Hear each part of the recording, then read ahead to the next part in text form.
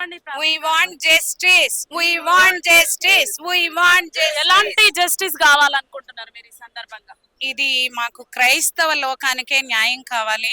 మా బైబిల్ గ్రంథంలో 94వ కీర్తన 2వ వచనంలో భూలోక న్యాయాధిపతి గర్విష్ఠులకు న్యాయము తీర్చును, ఖచ్చితంగా ప్రతీకారం చేసే దేవుడు. అయితే మరి స్త్రీలుగా మేము మమ్మల్ని ముందుండి నడిపించే ఒక బ్రదర్ని కోల్పోయాం. ప్రభు మాట సెలవిస్తున్నాడు, తన స్త్రీలు గొప్ప సైన్యం అన్నాడు.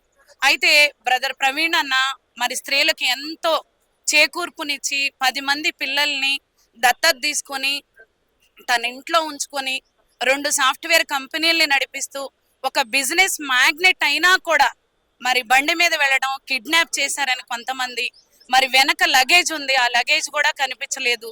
మరి ఇంతలా క్రైస్తవ ప్రపంచాన్నే బాధ పెట్టిన ఈ మతోన్మాదులు ఖచ్చితంగా క్రీస్తు అయితే ఊరుకోడు. యేసు క్రీస్తు నమ్మిన వారైతే ఇలాంటి పనులు చెయ్యరు.